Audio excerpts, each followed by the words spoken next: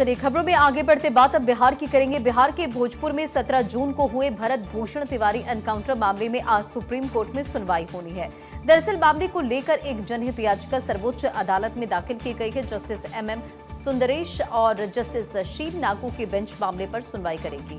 Supreme court के वकील विशाल तिवारी ने याचिका दाखिल कर मामले में सीबीआई जांच की मांग की है। अब याचिका में क्या मांग है वो भी जानिए।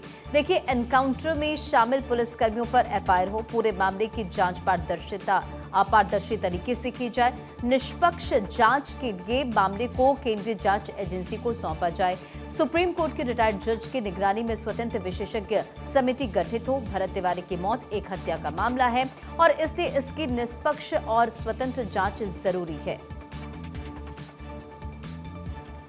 तो देखिए, भरत तिवारी के एनकाउंटर मामले में आज का दिन अहम माना जा रहा है और बिलौटी गांव में भरत तिवारी की 13वीं की तैयारियां की जा रही हैं। इसमें बिहार के अलग अलग जिलों के अलावा दूसरे राज्यों के लोगों को भी हजारों लोगों की संख्या में पहुंचने की संभावना जताई जा रही है। जानकारी है कि भरत तिवारी के घर के सामने ही आशियाना लगाया गया है।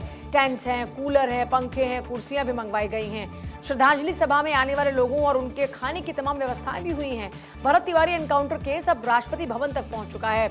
सुप्रीम कोर्ट के वकील संजीव कुमार सिंह द्वारा 24 जून को भेजे ईमेल पर राष्ट्रपति सचिवालय ने संज्ञान लिया, जिसके बाद सचिवालय की ओर से मामले में बिहार के मुख्य सचिव को मामले की जांच के निर्देश दिए गए हैं। रिपोर्ट की प्रति याचिकाकर्ता को भी उपलब्ध कराने के लिए कहा गया है। और वहीं दूसरी ओर पोस्टमार्टम रिपोर्ट से पुलिस की थ्योरी पर सवाल उठे। घटना के कई दिन बाद भरत तिवारी की पोस्टमार्टम रिपोर्ट सामने, जिसमें यह पुष्टि हुई कि भरत तिवारी को कुल 5 गोलियां लगी थी। पोस्टमार्टम रिपोर्ट से पुलिस की थ्योरी पर सवाल उठे, क्योंकि पहली गोली बाएं जांघ के ऊपरी हिस्से में सामने की ओर से लगी, दूसरी गोली भी बाएं जांघ के बीच में लगी, तीसरी गोली दाहिनी जांघ के बीच में हिस्से के भीतर लगी और चौथी गोली दाहिनी जांघ में बाहरी हिस्से के अंदर की ओर लगी। 5वीं गोली बाएं पैर के मध्य भाग में पीछे की तरफ से लगी थी। भरत तिवारी के कथित फर्जी मुठभेड़ मामले को लेकर पिछले कई दिनों से सियासत गर्म है।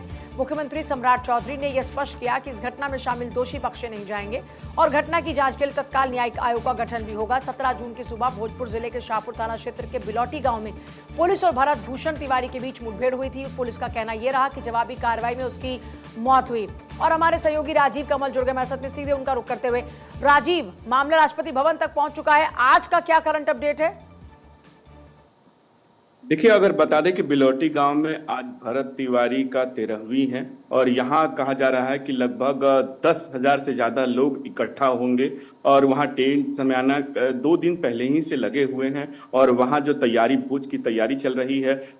भारत देश से कई कोने से लोग जो हैं वहाँ पहुँच रहे हैं, भारी संख्या में पहुँचने की संख्या। वहीं एक बात अगर बात करें कि अपडेट की, तो उसमें जहाँ राष्ट्रपति सचिवालय की तरफ से मुख्य सचिव जो हैं प्रति अमृत को नोटिस जारी किया गया है कि बाकायदा इस पर संज्ञान लीजिए, इस पर कार्रवाई कीजिए। और जो संजीव कुमार सिंह हैं, जो अधिवक्ता हैं सुप्रीम कोर्ट के, उनको भी ये कार्रवाई करते हुए उनको बताइए कि कार्रवाई क्या हो रही है। तो जहां राष्ट्रपति की तरफ से भी सचिवालय की तरफ से संज्ञान लिया गया है, उनको मेल किया गया था, मेल के द्वारा उनको जवाब मिला है और जवाब में अब जो मुख्य सचिव हैं बिहार के, उनको कार्रवाई करने की बात कही है। वहीं अगर बात करें तो सुप्रीम कोर्ट में PIL दाखिल की गई है, उस पर लेकर भी सुनवाई होनी। उससे पहले जब सुनवाई की तत्काल सुनवाई करने की संज्ञा लेने की बात, अभी श्रद्धांजलि सभा को लेकर क्या अपडेट है, क्या तैयारियां वहां पे नजर आ रही हैं और अभी क्या स्टेटस है, करंट स्टेटस?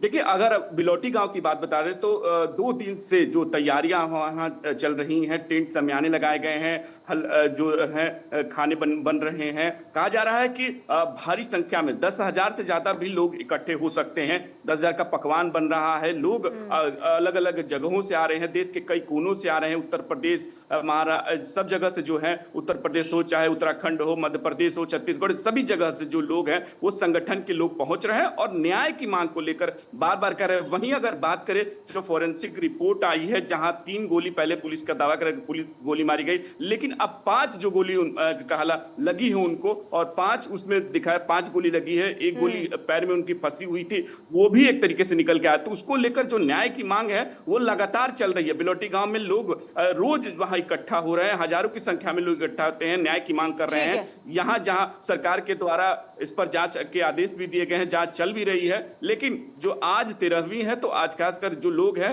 वो बिलौटी गांव में हजारों की संख्या में लोग इकट्ठा हो रहे हैं।